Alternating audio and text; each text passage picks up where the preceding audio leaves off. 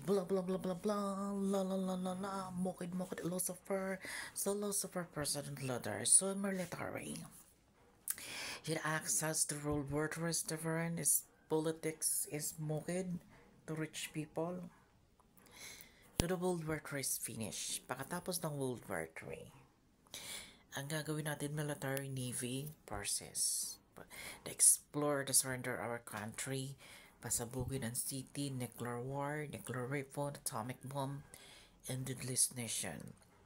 Kasi yung mga leader na yan, tatakas yan pag nangyari World War III, mga government o whatever the influence people, ang gagawin nyo, military, papatayin nyo sila, re-repin at pupugutan ng ulo. Tapos iti-change na natin ang city.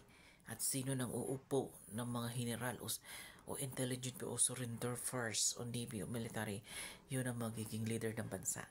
Dahil yung mga president na yan, na senator is very mocked to the curses believe, but over the midst lows, precious old, just discussing dirty soap, always feeling strong. Patayin ang mga yan. Patayin sila sa firing squad. Yan ang magaganap sa Philippines, Indonesia, Malaysia, all over the world, America, Canada, Australia, all over the world.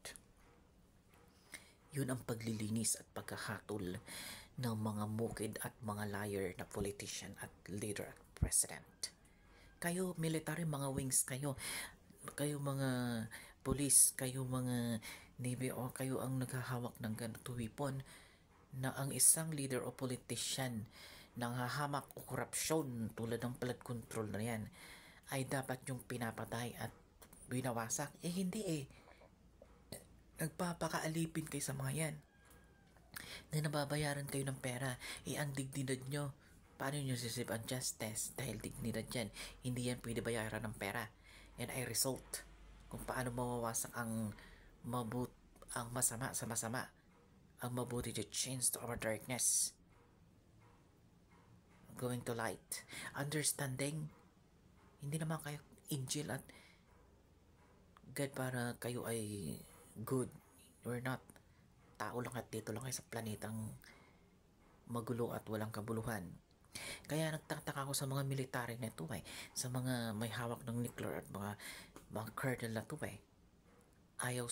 ayaw sumunod sa inuutos ko.